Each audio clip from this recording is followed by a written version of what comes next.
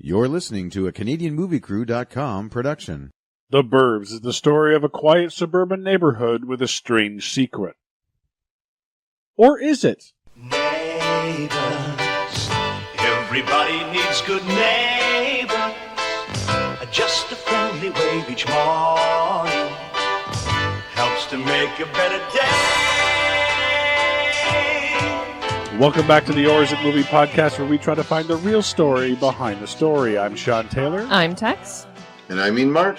And today we're taking a look at 1989's The Burbs. This came to us. This wasn't one that we picked out. This is a request. We've mentioned before that if you have any ideas for movies to do on Or Is It, we would more than be happy to take them. And we got an email from Nathan. It doesn't say where he's from, but he says, "Hi, my name is Nathan, and I've been listening to your podcast going all the way back to when you were on Lords of Pain. If you know the history of our show, that was the first website we appeared on. I would like you to do an Or Is It podcast on the movie The Burbs. I am confident that this is the perfect movie for the Or Is It. This movie will probably be the only time you will be able to get Tom Hanks' movie on, or is it?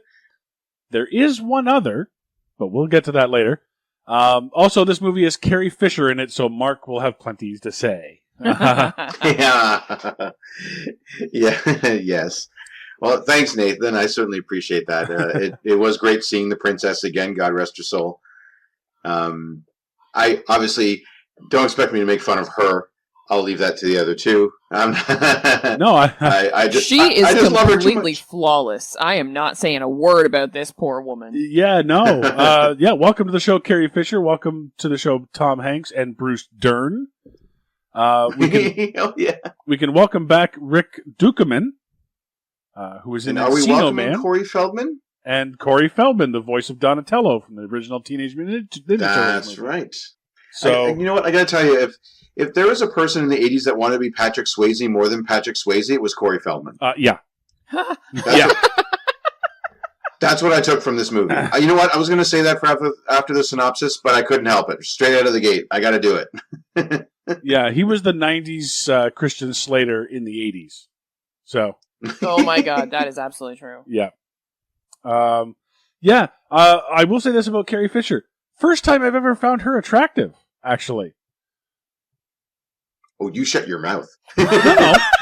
No, because... Don't you dare look at the gold bikini and say that that's not attractive. You know what? I never did. Oh, you shut your mouth. Mark, I never did. You know why?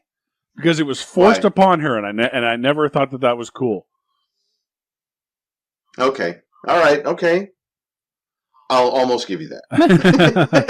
Well, this one, she looks like a normal human being, and that's kind of weird to say, I know, but it struck me when I was watching this movie. Well, sure.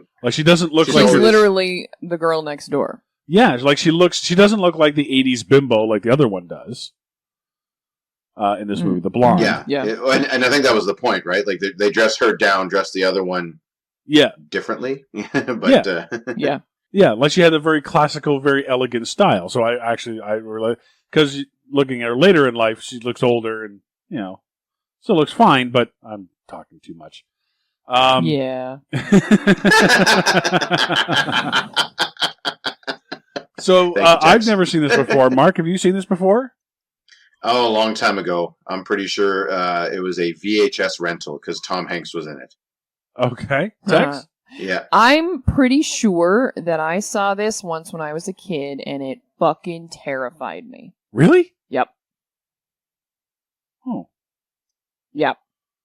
And I was watching it, trying to figure out what it was about the movie that scared me. But when I was a kid, I was afraid of the dark, everything. I did not have a good childhood.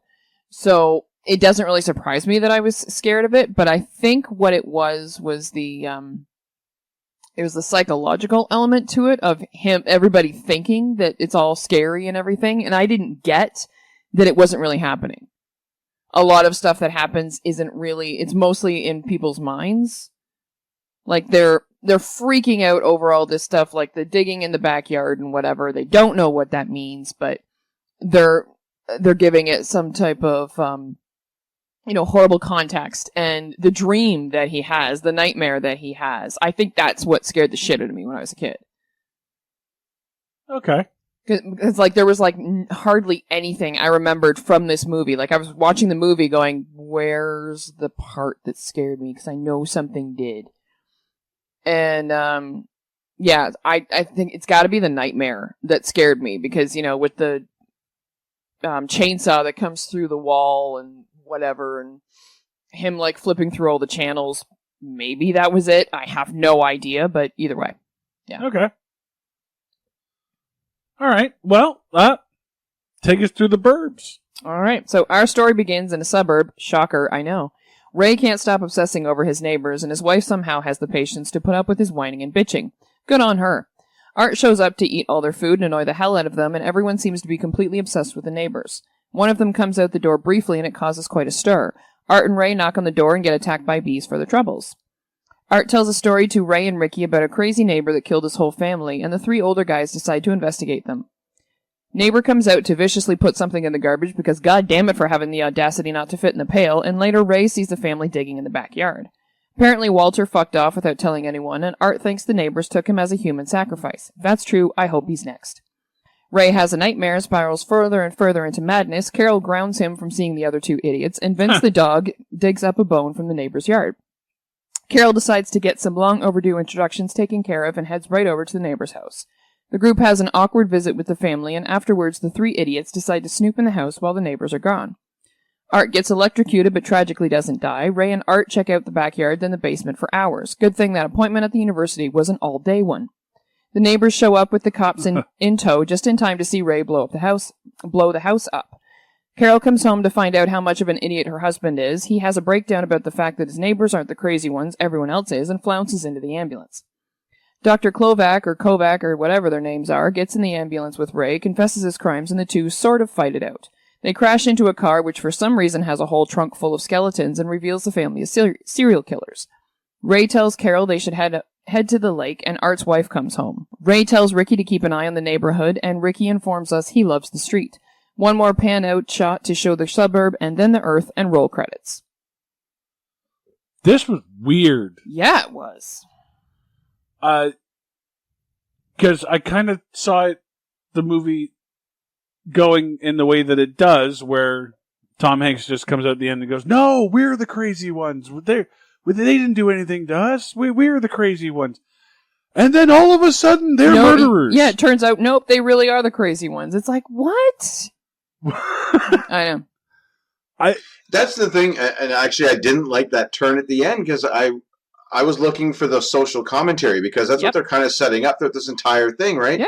I mean, I spent a few years in the suburbs in Canada, for what it's worth, but that kind of street where everybody knows everybody else, and you kind of get a little too far into everybody else's business, and so as an adult, I can kind of recognize that. As a kid, like you, Tex, I only saw this once, because I was like, I can't even go home now because it's so weird, Yeah. Because it's not safe anymore. But as an adult, I kind of recognize that, yeah, you know what? It was kind of like that. You kind of see the nosy, like the different types of neighbors. You have the nosy neighbors and the really nosy neighbors and then the nosy neighbors. Yeah. There was always that one woman on the street that all of the guys looked at a certain way. And then there was the other women who really didn't like her. So, I wanted them to be wrong. I was really looking for them to, because they were our heroes who became the villains because they went too far with how they were nosing into everybody's business. Yeah. I actually don't like that they validate them. Oh my God, me either. Thank you. Are you kidding me? So they're saying, go ahead, pry into everyone else's business. You might find a mass murderer. Yeah. And if you do, well, then all your sins are forgiven. Yeah, no. Okay. Fuck you. No. That was my question at the end. Okay, so he gets a list of charges. Yeah. Like breaking and entering, 3 counts of breaking and entering, trespassing, vandalism, arson, all of this stuff. I don't know if arson's actually listed, but I definitely think it should be. Right. And so he's like, "Are you listening, Mr. Peterson?" And he's got the big rap sheet. He's going away for a long fucking time. Well, it is his first offense, so maybe well, not. that's a long series too. That is, you know. yes, but I'm sure it could be plead down. But then they find bones and skulls in the guy's trunk. Which, how did they get there? Does that mean that they're driving around with them all the fucking time? I don't know. I guess, but then he just walks into his house. Yep. Oh no, I'm going to go up to the lake now. No, you're still going to jail. Yeah, because you You still still did blew that up the shit. house. Yeah, you still did all that shit. Yeah. Yeah, I know. It's like citizen's arrest. Citizen's arrest was a big thing back in the 80s. By the way, Sure. the 80s. Yeah. Oh yeah. Almost the 90s. But Almost, yeah. Right on the cusp. yeah, it's like, does he get away? So he just goes scot-free, I guess? Yes. Is that what we're led to believe? Yeah, because he found them. I guess, yes. I was pissed. I'm like, wait, no, it actually fucking turned out that these guys... Come on! Yeah. I was pissed. I'm like, okay, so... Because I thought it was going to be this, like, this crazy thing where they were, like, jumping to all of these conclusions and whatever, and you see Art come home, which totally sets it up for it's all in their heads and everything else. Yeah. And I'm like, okay, so it's a Boo Radley kind of thing. No. Yeah. No, vindicated at the very last second too, and it's like, really? And I'm sorry, you're a fucking doctor, and you think the best time to kill someone is when there are hundreds of witnesses? Really? You just go ahead and climb into a fucking ambulance in the middle of all of this craziness. And you're gonna kill the guy and get out of the ambulance and nobody's gonna fucking see you when there are cameras everywhere now and everything? Okay. He good turns for you. himself in. He would have gotten away with it had he not done that. I know. Yeah. All Had he not gone and confessed to Tom Hanks. because he thinks he saw what's in the furnace? Yep. Yeah, no, and you're right, Sean. I mean, I like the idea that they're like, listen, Lieutenant Chet, we've only got room for one prisoner tonight. I don't want to do the paperwork for two. So which one are we going to take here? Are we going to take the petty crime, or are we going to take the mass murderer? It's like, you know what? Let's go with the mass murderer. That's the bigger collar. We're going to make we're only doing paperwork for one. Yeah, seriously. Yeah. And how come Ray Peterson was the only one that was getting charged? What? Yep. What about the other two? Oh yeah. They were right along there with him. Mm-hmm. Willful destruction of property, conspiracy. Oh yeah. It's a whole. It's guilt by association. If anything, it makes all of their crimes worse because it was premeditated. Yep.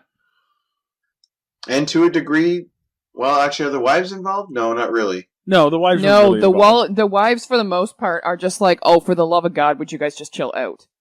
Yeah, they do get involved kind of when it's the little dinner party, but as such as it were. Yeah, but that's at the point where Carol's like, okay, this has gone far fucking enough. Let's go talk to them. Yeah. And, prove to you guys that you're jumping to conclusions. And just, ugh. But I mean, the music going into this just sets the tone, eh? Like you've just gone to hell for some reason. Yeah. Did you notice that? Yeah. Oh yeah. Yeah, like this. Again, that whole idea of trying to flip everything on its head. This peaceful burb is. Yeah. No. This is hell. Like your neighbor's dog's always shitting on your lawn, and your other neighbor's a mass murderer. Typical stuff that you want to gripe about in the neighborhood. Yeah. Well, that's why I thought this movie was just going to be a comedy. Because, when he says that he found the wig in their house mixed in with the newspapers and the magazines or whatever that were addressed to Walter, I thought, okay, well, obviously Walter had to go and he got them to watch his house. Because Walter isn't really with the group. He's sort of on his own, right? It's true, but at the same time, why? I don't know. Because that one point where the neighbor guy comes out, like the Hans, when he comes out onto the porch, for some reason, and everybody's staring at him, Walter's one of them. True. So the idea that Walter actually would go up to the house and be like, hey, creepy guys, can you get my mail for me? But I thought that was just going to be the payoff. Like, that was the big misunderstanding at the end of the movie where everyone just figures out that, oh, okay, we made a big deal out of nothing. Yeah. And his rant is really, really good. Yeah. I was like, yeah, that's right. It is you guys. It's all you guys. Chill the fuck out. And then it turns out, no, it's real. Totally right. Fuck off. Which, by the way, I have to say, the creepy guy, when he first comes out of the house, drives down to the end of the driveway to dump the body, because that happens. It's really creepy, and he's super scary, and he's weird, and he's a hermit. And of course, racist Hollywood, he's a redhead. Another way of trying to keep the redheaded man down. I'm just saying. God. I wasn't going to bring it up. But there was some typecasting in this. Yeah, thank you. Yeah, he actually really should have been blonde. Oh, no, I think... no, based on their accents. Oh, the German accent? Yeah. I also would have accepted black, slicked back hair. That's always the sign of a villain, right? Well, but this is redneck type. So blonde, villainy. slick back hair, then. Yeah. Well, not even slick back, unless it's just greasy. We use the fuck out of gel, mousse, hairspray back in the 80s. No, because they're too dirty for that. Seriously, like, he's got grease-stained stuff and everything. Like, they're too dirty for, like, slick back hair and shit. Like, no. Oh, that would be mousse au naturel? Yeah, basically. Spit. Basically. I just fucking loved that, though, how he, like, drives out, takes the garbage out of the trunk, puts it in the pail, and, like, just smacks the shit out of the bag, and I'm like, man, that is Glide tough right there. But hefty, hefty, hefty. Whippy, whippy, wimpy. But no, I'm like, what? Alright, sure. It's just like another creepy thing for them to do, like a creepy unexplained thing, whatever. But the next day, when they're both in the garbage, like digging through everything and whatever, and then they make a point of people constantly running over that section of garbage after that, losing my shit. I'm like, clean it up! Fucking clean it up! Oh, I was so angry by that. So angry. I'm like, no, that's not okay. You don't leave that crap on the road. You just don't. You clean it up. I love that the garbage men are like, fuck you. We are not picking this up. Oh, yeah. Oh, yeah. Well, here's my thing, because Tom Hanks sees them digging holes in the backyard. Yeah. The night before, right? Did we ever find out why? No. Okay. So we see them dumping the body, and then later that night during the rainstorm, they're digging holes. And so the next day, they come out, and I think the neighbor Art says something like, oh, they must have got the body out of the trash and buried them in the backyard. I'm like, wait a minute. Your theory here is that the guy killed somebody, stuffed him into a garbage bag, drove down the length of the driveway to put him in the trash cans, waited till later when you were asleep, got the body out of the trash bag, I assume using his car again, probably, and then take him back just to bury him in the back. Yeah. And to do that, like, part of this theory is that he drove out and dumped the body or whatever into the trash in full view of everyone. Yeah. But then snuck out later to switch the bags? Yeah, with trash. Like, yeah.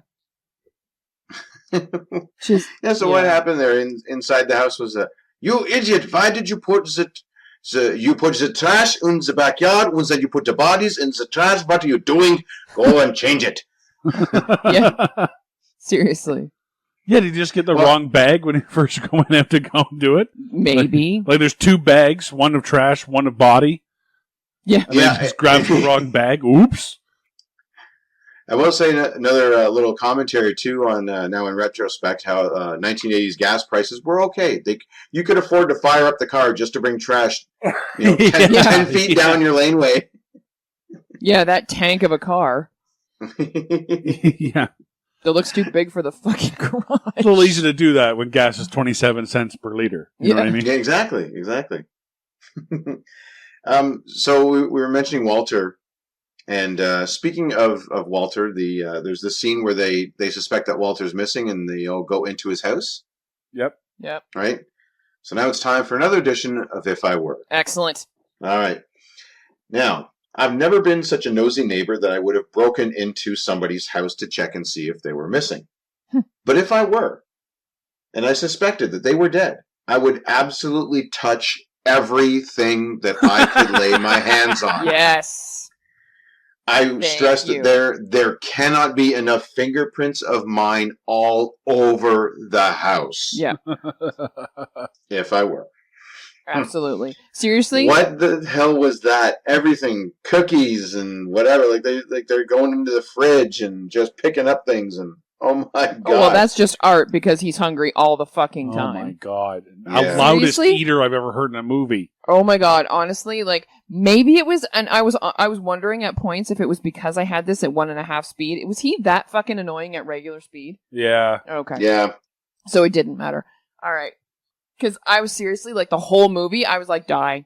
Fucking die. Like, when he fell backwards, when he was crawling, when he's going up the pole, and Ray's like, be careful, be careful. I'm like, no, don't be. Don't be careful. Don't be careful at all. And they're like, oh, watch it when you take that, when you cut that and whatever. I was like, no, don't. Just cut away. Cut away. Yes. Take no precautions whatsoever. Just cut. Just cut. And then he got electrocuted and I was like, yes. And then he fell and I was like, yes. Get impaled on something. And then he wasn't. And I was like, damn it. I wanted him to die, seriously. Like, I understand. Like that whole conversation we had about wanting somebody to die so badly when they're the villain. Well, he wasn't the villain. Well, in my mind, he was. But either way, like, he wasn't the villain, but still, I was like, die, fucking die. I hate you so much. Well, he's the problem. Yes. After that first scene with him, after that first scene with him in the, when he just keeps going after meal, like, getting into the guy's ribs, I was like, that's a foul right there, buddy. I'm sorry. You don't just help yourself to ribs that have been saved like that. No way. That's not being a good neighbor. But right after that, I was hoping that he was the one that would go missing, and they would have to go look at, Hanks and Dern would have to go into his house and find him. Yeah, I was hoping he was just going to go missing and they were going to have a party. The Burbs! Because that's what I'd do if that fucker went missing. I'd be like, yeah, saving up my grocery bill. Like, fucking... Partied up with the not stoner next door. Oh, yeah. Because this is the 80s and we can't do drug humor, so he's a stoner, not a stoner. Yeah. Oh, I love the van that shows up at the end with, the van that's absolutely full of pizza. Yeah. I was like, really? Really? Who's paying for that? Yeah. Well, pizza prices were at an all-time low in the 80s. It was cowabunga for everybody, Yeah. Seriously. By the way, this podcast brought to you by the Weedless Stoner. Oh. The Weedless Stoner, dude! Just be a dude! Not our best sponsor, but we take a weekend. Yeah. True. Yeah, True. exactly. Tom Hanks not top billed in this movie. It's so weird to see that. The first name that comes up is Bruce Dern. That's right. Yeah. Well, I think Tanks was Tanks. Tanks. Yeah, that's right. That's his name now. It's Tanks. That's his millennial name. T. Hanks. Tanks. Yeah. Right. Was he kind of on his way up? I think at this point, 89. Yeah. I'm looking at. He hadn't done the Money Pit yet. I don't think. I think he had done Bosom Buddies on TV. He was just kind of breaking out of TV at this point. That's right. Yeah, I'm actually checking into it right now. Yeah, Bosom Buddies. He'd done a couple appearances on Family Ties. Yeah. And Happy Days and Taxi. Well, he had done Splash, and he had done the Money Pit. Oh, okay. Yeah, actually, now that I think about it, he also had done Dragnet and just come out of Big in '88. Really? Oh my god, I love Dragnet. Yeah. So I don't know how Bruce Dern got higher billing.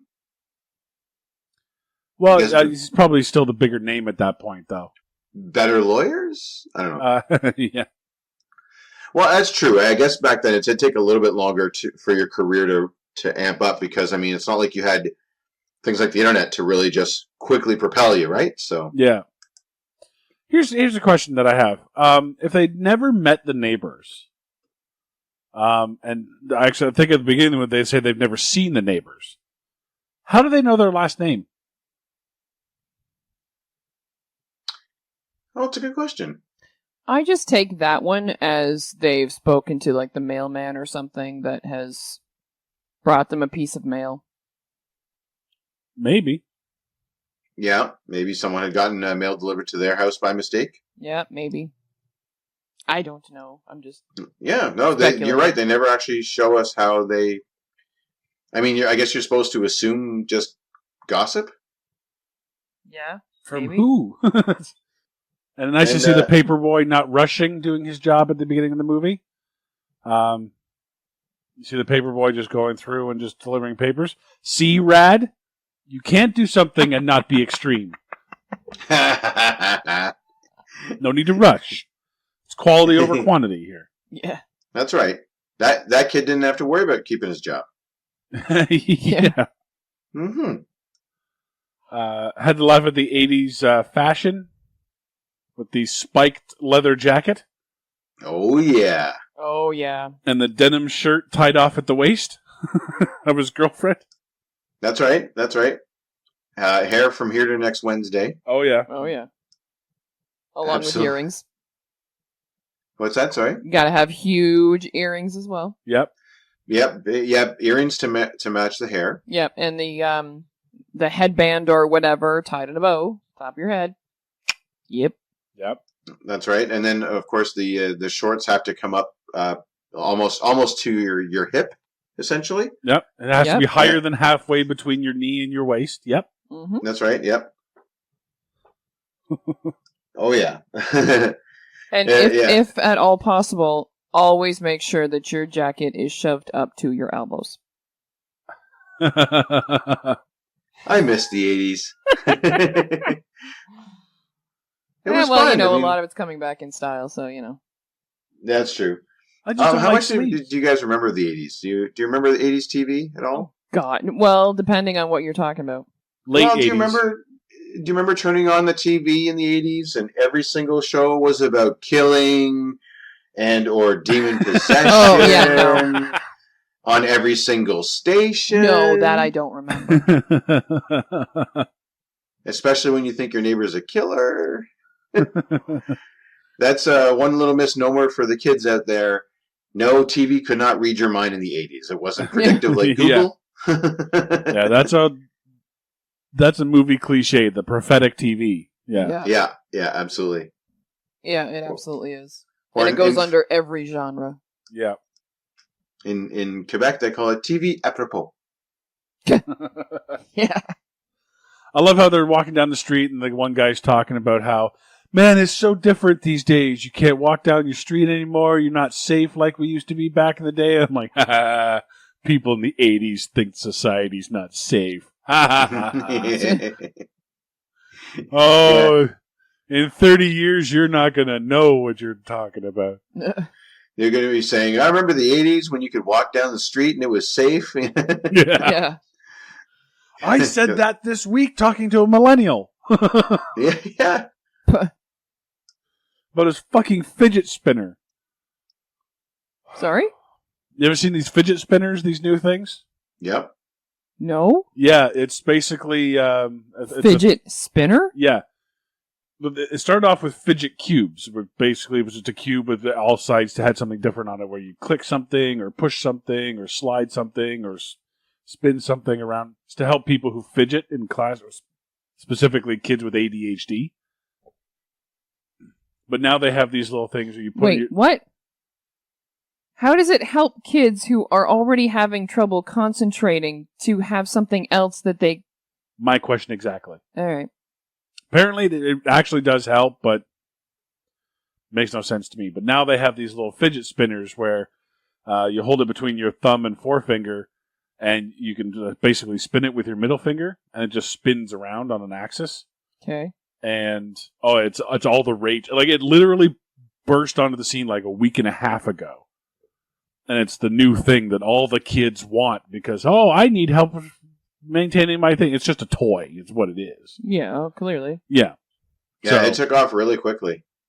Like I went from not knowing what they were to seeing a whole booth for them at Comic-Con, and then all of a sudden seeing them at like Chapters Starbucks. I saw them at Staples, Canadian Tire. Like, yeah, they're all over the place now. Yeah, it's insane. Yeah, okay. Yeah, it's insane. Regardless, yeah, when you're talking about them breaking into you're talking about breaking into Walter's place. How about when they go over and they introduce themselves to the Kloptex or whatever they're called? I think that's what they're called, the Kloptex. That is their name from now on. I don't think it is. I think it's actually Klovac or something, but Kloptek is now. There's a P in the name. I looked online. There is not. Yeah, no, there is. There is. There is. When they go in, and they just invite them, so they just walk past the guy. Here's some brownies. Hey, do you mind if I touch your stuff? Oh, yeah. And peel off your wallpaper right in front of you. These guys are the worst guest ever. It's Klopek, by the way. Klopek, there you go. Klopek. Yeah, these guys are the worst guests ever. Yeah. Just don't mind us.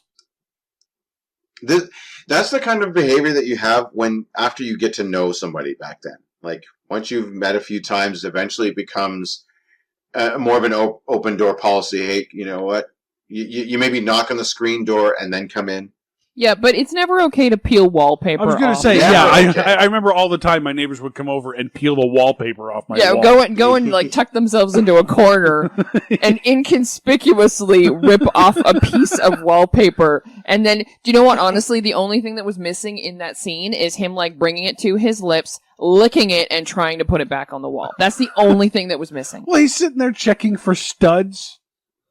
Is that what he's doing? Well, he's like knocking on the wall. I think he was checking for like a hollow place where they could hide bodies or something. Yeah, that's what I thought. I thought he was like looking for, secret compartments or something. Also, by the way, worst fucking soldier ever. Oh fuck, yeah. Good God. Yeah.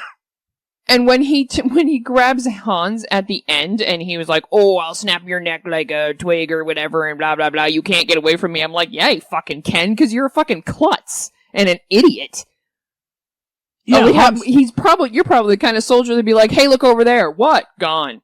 Hans goes to run away and slips on the grass. He comes in to get Hans and he slips on the grass. Question about that. Is that supposed to be the dog poop? Oh, good question. I don't know. I didn't even think about that. I thought it, because I remember earlier when it was raining, it had just started to rain. And when Tom Hanks and Art there were coming back down to Tom Hanks's place, there was a big puddle in the grass. I'm like, wow, that filled up quickly. Yeah, I didn't notice that. I was just wondering if it was supposed to be dog poop. It was like that's just the continuing gag.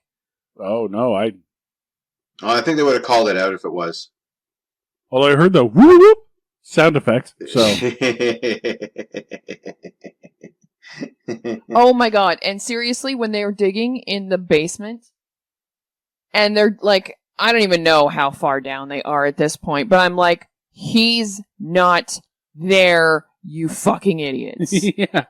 Like, how big of a hole do you need to dig before you realize there's nothing fucking there? Yeah. Like, seriously. And 2 seconds ago, Dipstick had been talking on the radio saying something, I don't even know what, to Buddy up Birnbaum or whatever, was that his name? Rumsfeld. Really? Yeah. Where'd I get Birnbaum? I don't know. Whatever. I almost didn't want to correct you, but go ahead. All right, Rumsfeld. Rumsfeld's up on the fucking, up on the roof, and he's like 2 seconds ago, he was talking to him, and then he sees Art coming home, and he was like, Art's home, they don't have him, whatever, blah, blah, blah. And then you see them burying the walkie-talkie in the dirt, and I'm just like, what? He had it in his fucking hand like a second ago. Why the? Grr. Well, how about the fact that they're both going over the fence, and the guy on the roof is just going, Red Rover, said Tom Hanks over. I'm like, he's already over. You don't. What are you doing? Yeah, but he was having a great time with that, though. Did you see him? Like, he's like, send Ray over. Send Art over. Yeah. I get to have my animal you're crackers playing now. with no one right now, right? Okay. Yeah, the sooner you get over the fence, the sooner I can have my animal crackers. Out of my picnic basket. Did you see that? There was a picnic basket behind him. Oh, no, I didn't see that. I just saw the animal cracker, like, bus or whatever, and I'm just like, wow, really? Okay. Yeah, no, like with a floral pattern fucking thing inside of it. Like, his wife made him a packed lunch to sit on top of the roof and spy on his neighbors. This is insane. That does not surprise me. Pack a lunch for spying. Here, go ahead. Yeah. Have a good day spying on the neighbors, sweetie. Yeah, in broad motherfucking daylight. Well, to be fair, they weren't home. They're on those, like you said, those all-day conferences. Yeah, I know, but still. Why would he sit on the fucking roof with binoculars? Oh, no. Broad fucking daylight, nobody's home. He could have been sitting on his own goddamn lawn. Yeah. Like, he had the binoculars trained at the house. If he was watching around, okay, yes, put him up on the roof, so he's got he's got an elevated vantage point. Absolutely. But he's not. No. No, you're absolutely right. You're absolutely right. That, like, he's the worst lookout ever. I had that in my notes, too. Because he doesn't even warn them when they come home until it's too late. Like, what the hell is your role here? Just to stay the fuck out of the way? Just to be a bumbling fucking idiot. Yeah, exactly. Because Well, he what falls off the happens? roof. I was gonna say, what happens that makes him fall off the roof? Like he's surprised by something or something like that. The Corey Feldman yells at him. Exactly. Yeah, That's a great fucking soldier. Nerves of steel. Jesus. Nerves of steel. Fuck. He drops his gun, I know. which goes off and shoots into his own car. Was that his own car? Yeah, Good. well, I assume it was his own car. I don't know. I just saw that it was a car. That's Was it ever funny. established who owned what car outside of Carol's Jeep and the neighbor's boat? No, I don't think so. But I love how Carol, when Tom Hanks tells her that he's gonna go golfing, and you can tell that she doesn't believe him. Oh my god. Okay, But I have something to say about that. Go ahead. But she goes along with it anyway. Yep. She's like, "Really? You're gonna go golfing? You hate golfing." And the guy comes out, "Oh yeah, I got this driver so that I could go golfing and do so much golfing. Yeah, I know, and I'm he's- gonna love doing golfing." That's exactly what I was doing. Is I was like walking because I gone into the kitchen for something or whatever, and I come out and I see, and he's like talking about going golfing and whatever, and then you see Art like dressed up, just in this most ridiculous golfing attire, and I'm like, oh, I sure am going golfing. Look at me in my golfing attire. There is nothing else that I plan on doing. Golfing, that sure is what I'm doing today. And just like, really? I'm gonna win Really? so much golfing today. Yeah. Boy, I sure am gonna drive those golf balls. Like, fuck off. I'm gonna get so many home runs. Meh. And that reminds me, there are more costume changes in this than like any Broadway musical. Yes. Yeah. Every scene, everyone's wearing something different. Yes. It's kind of Thank you. weird. There was a point where I noticed that it was huge to me the way that it happened, and I was like, why did you do that? Why did you have to change your clothing for that? I can't even remember what it was, but yeah. It was one of the things that I think Ray changed his clothing. He had gone into the house and then came out, and when he came out, he was wearing something totally different, and I was like, what? Alright. It's a friggin' movie, man. Yeah. No. God. I got nothing else. I see the one part where you say what, you're like what, and I had the moment too. Is when they were digging up the backyard and they decided to go into the house. Yeah, and so Tom Hanks tries to use the credit card trick, which I still don't know how that works, but he breaks the credit card. Ha ha ha! It's a comedy. It's funny. Yeah. So he just grabs straw and he breaks the window. And Art, the guy that's been trying to get into this house all the time, is like, does breaking and entering mean anything to you? And I'm like, does you just dug up the backyard mean anything to you? I was like, and you guys just trespassed. First of all. Secondly, you've been trying to get into this fucking house since the start of the goddamn movie. What did you think that was going to be? I was like, what? You're the catalyst for this. Yeah.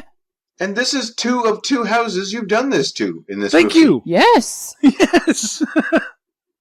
You know, this maybe is when your you first went goat and laid fuck. your mitts on Buddy's cookies, a little break and entering there too. Yeah, seriously. And he was also going to steal. Yeah. Yep. Well, why It's not weird. at this Oh point? my I mean, god. That guy, man. Ugh. I hated him so fucking much. Oh my god. When he steal, I don't even know what it was that he was going to steal, but he's going to take something. And Ray's like, put that back. And he's like, well, it's all going to end up on the yard sale anyway, blah, blah, blah. I'm like, you're a fucking dick. Yeah. Like, you are an absolute fucking dick. No wonder your wife left you. I wouldn't have come back. Just saying. He is that neighbor that you kind of love to hate. Not love to hate, but he's the neighbor you tolerate. Like No, he's not. He's overly friendly, but you just kind of, you could see it in Hanks's face. He's not his best buddy. He's like the guy that he tolerates. He just, when he but comes at the over, he's same just sort of time- like, what do you want? Yeah, but he fucking encourages him. Yeah, They all once we encourage get into each the other, movie, to be he Yes, needs fair. somebody to talk to, right? absolutely, absolutely. I will not dispute that. But he is the one who is the craziest, and they go along with his shit. If it was just a matter of tolerating it, Yeah. it'd be like, yeah. Why don't you go ahead and look into that and then tell us how it goes. But no. They're like right there doing everything, and it's like, Well, I'm talking about the beginning of the movie. He's that guy. yeah, no, my There's door's that guy in the locked. neighborhood that you just kind of tolerate, but you can't help it. You can't force him to move, so you have to just put up with him. As the Yeah. movie goes along, Hanks buys into the mania.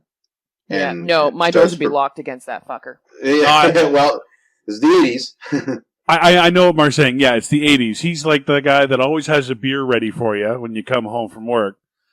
But he always talks trash about the neighbors, and you kind of wonder what he's saying about you behind your back. Yeah.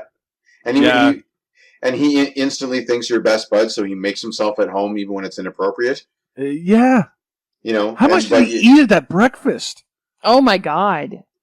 I don't even That's insane. know. And I can only assume that it happens so often because Carol is just sitting there going, "Okay, this is happening again." Yeah. Yeah, my she point. just Lock resigns the to it. doors. Oh yeah, no, I Yeah, wouldn't let him in. they don't bat an eye when he starts digging in for more food. Like, Yeah, and he gets a fucking pineapple and brings it to the table. He's got a whole pineapple. Like, at first, when he grabs all this stuff, I was like, okay, so are you just taking that? Are you just fucking leaving? And but then he brings it back to the table, and I'm like, you're gonna eat a whole goddamn pineapple? Okay, so you've already had, I don't even know, waffles, pancakes, whatever the fuck those are. Yeah. Sausages, eggs, And hash eggs browns. and sausages and hash browns. Now you're gonna eat Tom Hanks's breakfast. And you've also stolen off of Carol's plate when she wasn't looking. And you've got whatever that tinfoil wrapped thing is Yeah. from the fridge.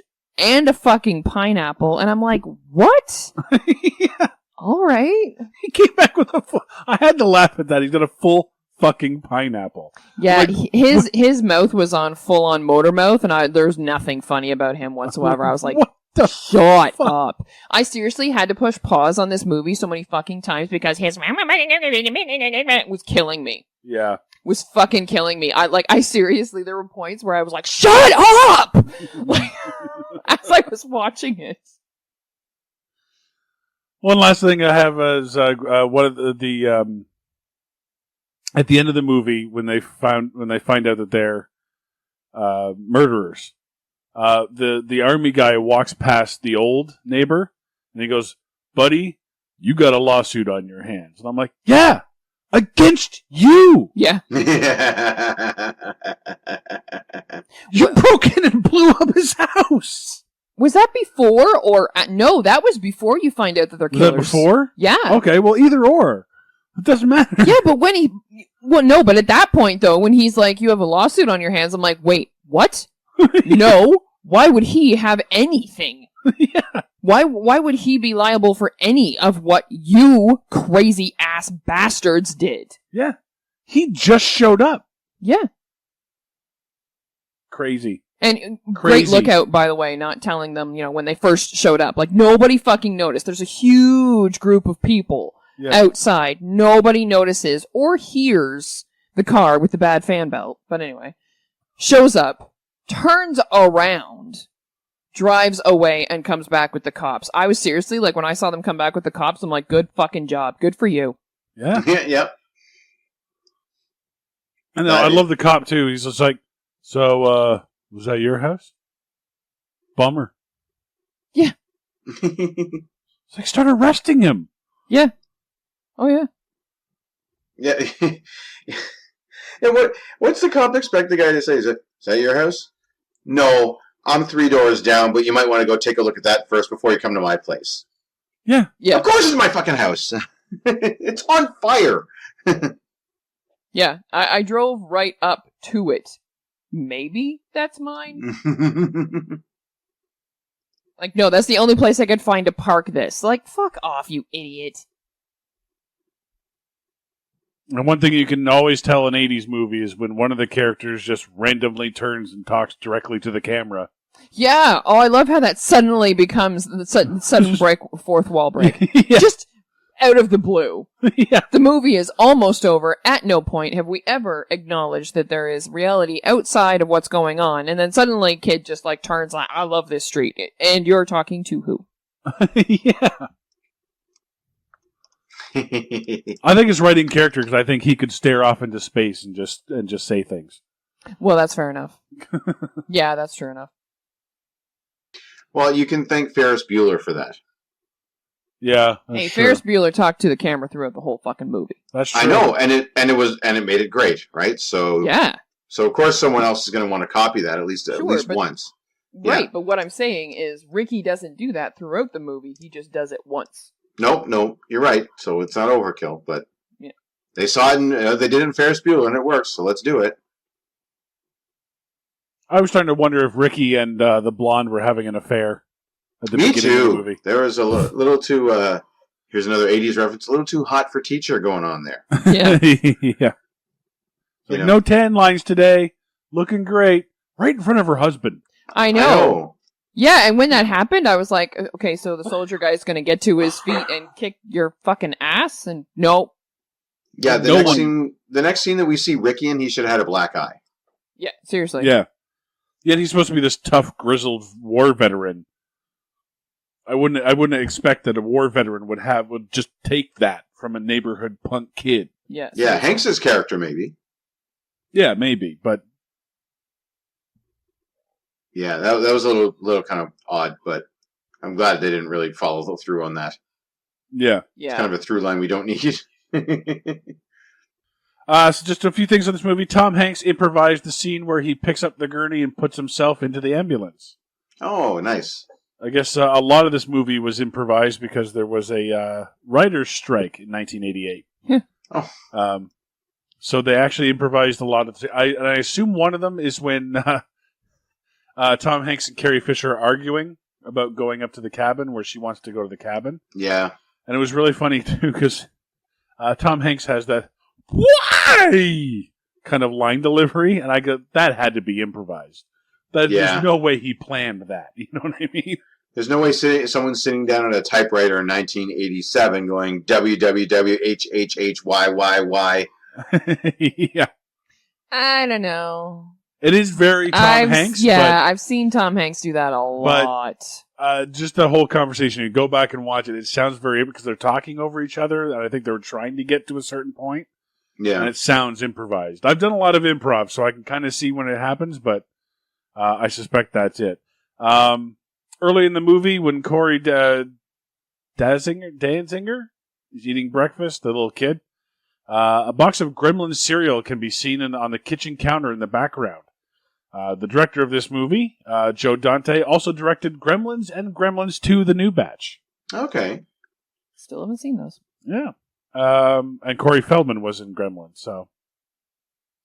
This was odd. It said, it is believed that the phrase pizza dude became widely used because of this movie.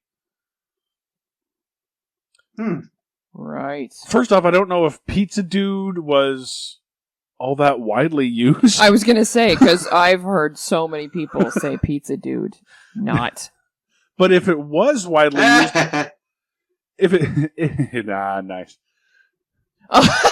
I totally didn't do that on purpose. Nice. Not joke. But if it was widely used, I would say it's from the first Turtle movie when Michelangelo says pizza dude's got 30 seconds. Because that's the one I remember. Yeah, I agree. Now, I mean, obviously that movie saw a bigger release, especially amongst kids, than the Burbs. Yeah. But it's possible there might have been, some sort of fluke, some carry through, because Feldman was in both, right? So maybe. Yeah. Maybe that's the kid. Maybe that's the carry through. I don't know, but you're right. It wasn't popularized until Turtles. This one. I don't know. I don't find it all that popular. I don't think Pizza Dude was all that popular, to be honest. Well, it was back then. Was it? Yeah. You're calling the Pizza Dude. You don't call the pizza. Let's call the International Pizza Conglomerate and see if they might have some refreshments for us. No, you call the Pizza Dude. Nope. Okay, but all right.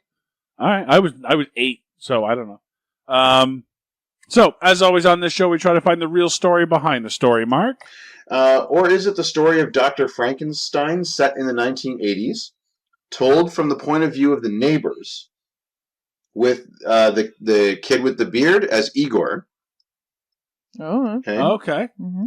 Or is it Batman if he were middle class? Oh. All the investigation, none of the gadgets or skill.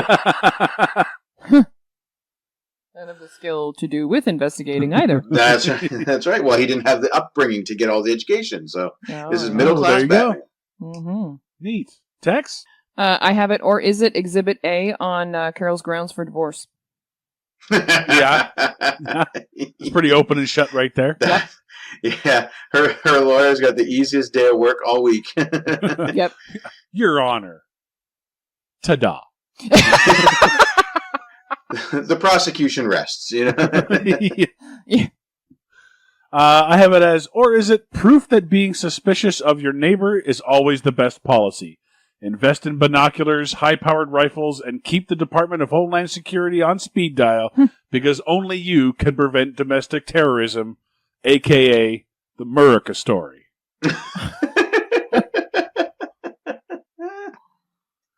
So, that is going to about do it for the Burbs. Nathan, thank you very much for writing in and suggesting this for us.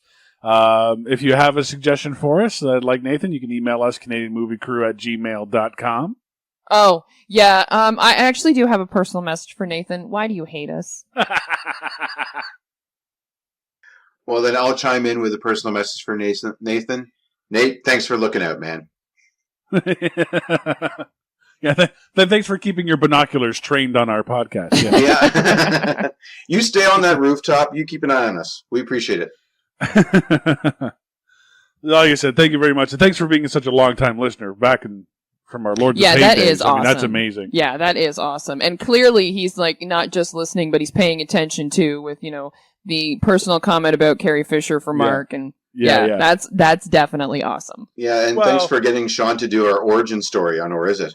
Yeah, to be fair, Mark's not exactly hiding his love for Star Wars. No, but the fact that he, made that personal message. I appreciate it. Absolutely. Yeah. So, I'm Sean Taylor. I'm Tex. And I mean Mark. Join us next time when we'll review another Tom Hanks movie. This time he's a code-breaking investigator tracking down the truth behind soiled fabrics in The Lewinsky Code. Ugh.